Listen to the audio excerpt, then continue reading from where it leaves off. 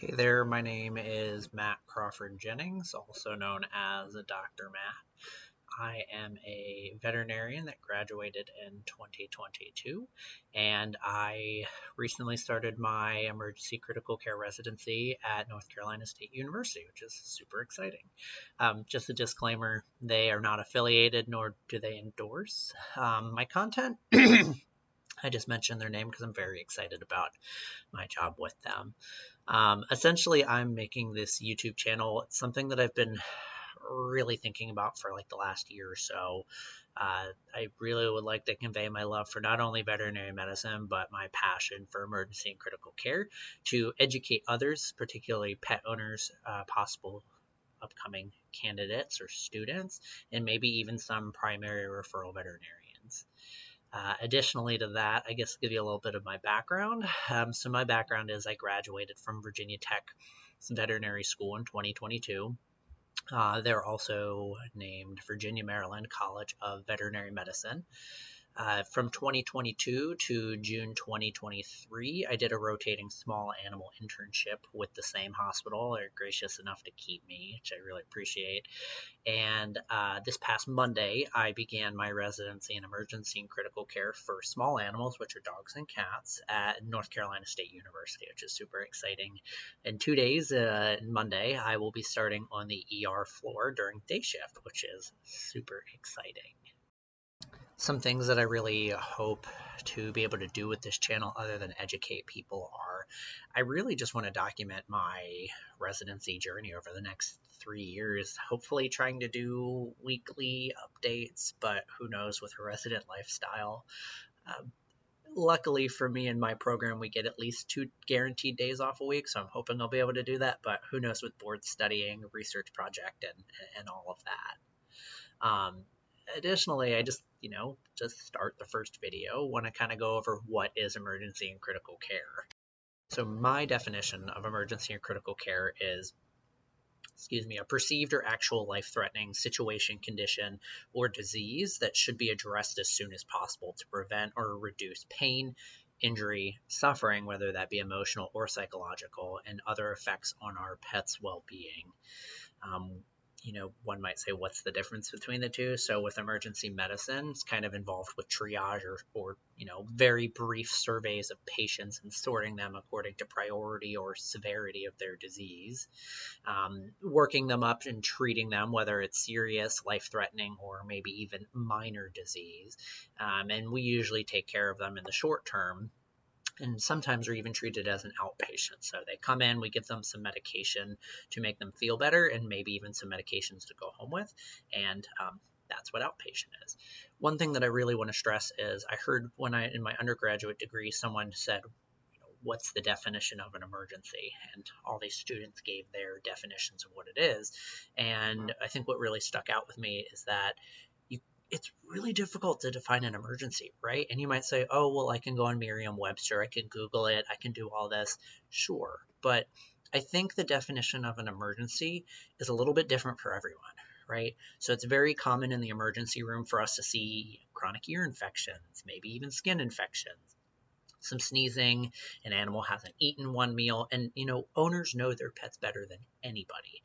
So I think it is difficult to specifically say like what is an emergency. But anyway, critical care medicine, I think, kind of takes emergency medicine to the next step, and then it's longer term patient care, whether that's days to weeks to, believe it or not, sometimes even months, with illnesses or conditions that may be fatal to the animal, something like a GDV or a gastric dilatation, volvulus, which a lot of owners know as bloat, like in their German Shepherd or their Golden Retriever or their Labrador Retriever, and further diagnostic workup, monitoring, and prognostication in seriously ill animals.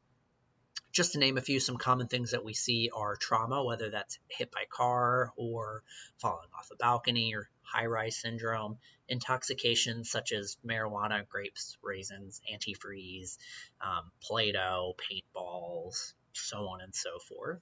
And then canine parvovirus, which causes very severe diarrhea. Once you smell it, you'll never unsmell it. And then serious cases of pneumonia, and then urinary tract obstructions like the classic blocked cat or blocked dog.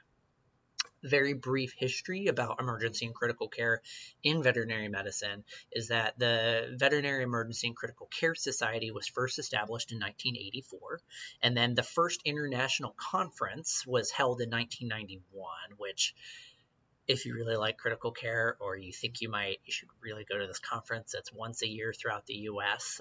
In September. It's one of the best conferences I've ever attended.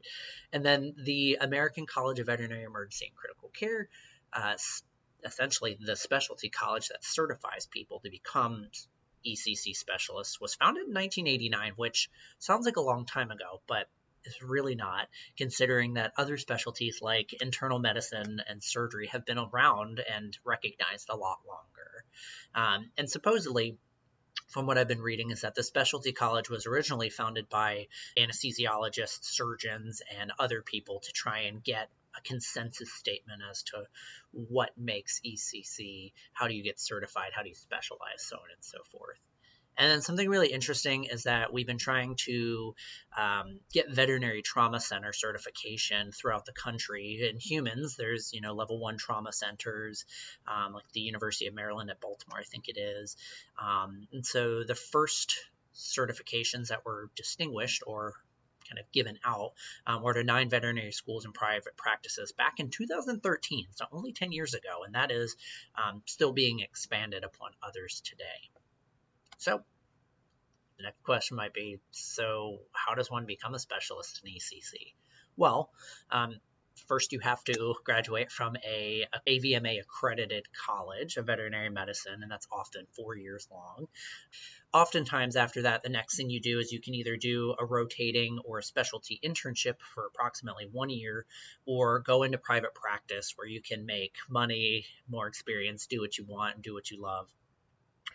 People often say that 1 year of an internship is equivalent to 3 to 5 years, of outside practice, which I'm not necessarily sure how they came to that, but that's generally well accepted. Afterwards, you have to apply via the match, if that's what the specialty does, which is what ECC does, for a 3-year residency at a certified and accredited training facility like mine at North Carolina State University, under the mentorship and leadership of at least 2 board-certified criticalists. Now, there's many steps. There's 3 years, and that includes registration in order to get yourself as a recognized resident, and then many other things. And this is how you become a specialist. You learn a lot of things in depth. So some of the requirements include acquiring 16 continuing education credit hours a year, with only about 10 to 20% of them being online, so it's a lot of in-person. Of course, COVID changed that, so there's a little bit more leeway. The next step is to attend at least 200 hours of seminars, which might be you teaching or you learning from someone else's seminar, or maybe mortality rounds. You have to teach 6 hours of a laboratory and 6 hours of a lecture, whether this be to students or other veterinary professionals. Additionally, you have to keep a very long caseload, or case log, I should say, and the skills that you have to get signed off on to become proficient, which means that you can do them without any help or further instruction, and that's a very long list. Luckily, you don't have to get signed off on every list or every skill, but there's still a lot to get done. Additionally, you have to publish an original research article as the primary or the first author, which can take months, 2 years, which is usually kind of embedded in your curriculum as a resident. And then what was really, I think, really interesting and awesome recently as the specialty college has required DEI, or diversity, equity, and inclusion training for all residents in order to be eligible for boards. I just did mine via the AVMA. It's called Brave Space. Very interesting. It's fascinating. There's a lot that I didn't know. Equity, inclusion, and diversity are incredibly important in order to increase the safety in the workspace, worker productivity, and making people feel not only more included, but as a cohesive unit. And then last but not least, there's a 3-part boards, which is about 2 or 3 days, and that's held at IVEX every year in September. And you usually get notified within about 90 days. I think it is 60 or 90 days if you pass. And then as of January 1st in 2016, there's something called the MOC, or the Maintenance of Credentials, which we're not really going to talk about that because that's not something I have to worry about for quite some time, 13 years from now in 2036. And that's how you stay a specialist. You stay up to date. It helps tell not only the specialty college, your colleagues, and the general public that you are working to maintain your specialty certification, but you are up to date with the current knowledge and the changes in veterinary medicine. So, why is a criticalist important? Well, obviously I'm biased, but I think criticalists are really important in private practice, policy, so on and so forth, because they're pretty well rounded. Sure, you might hear that saying that, some people are like cardiology or neurology.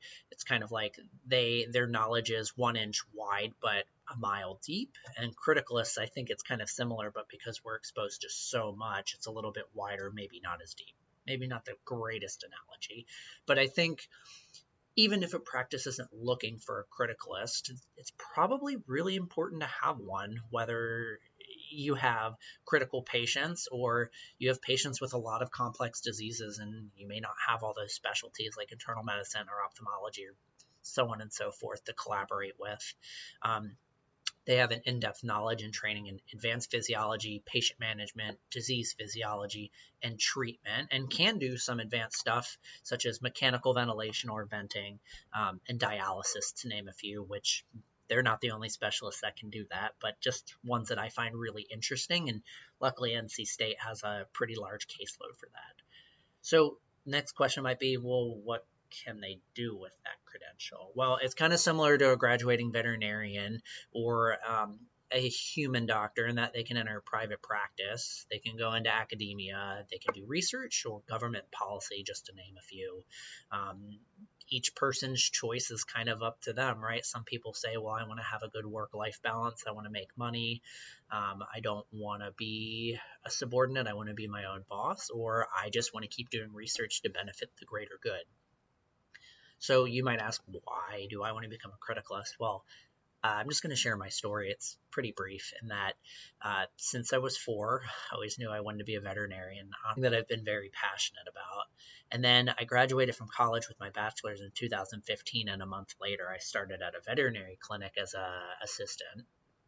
And it was actually a holistic veterinary clinic that we did acupuncture, Chinese herbs, spinal manipulation therapy, which is very similar to chiropractic, just can't use the word chiropractic. And even though we did those things, I saw a lot of emergency cases there. We did a lot of emergency surgeries, whether that be for bloat, removing pieces of intestines, foreign bodies, and for trauma management. And ever since then, I have a lot of anxiety in my life, just generally, and it was the first time probably in my entire life that I found something where I could harness my anxiety, not only to just keep control of it, but to use it beneficially to kind of benefit other people and other things. So it's a brief video. It's an introduction. It's not the smoothest. It's my first one, but hopefully I'll be able to post every week and maybe post some educational videos on certain diseases or intoxications or parts of ECC, some similarities to human medicine, and then maybe even some interviews or just kind of informal sit downs with residents and other specialties like medicine, surgery, poultry medicine, so on and so forth. So stay tuned. If you're interested and you want to kind of follow my journey, hit the subscribe button. If you like the beginning video, leave a like. And also, please, if there's anything that I can do better, other things or topics that you want to hear, just comment below. Thanks a lot. Stay tuned.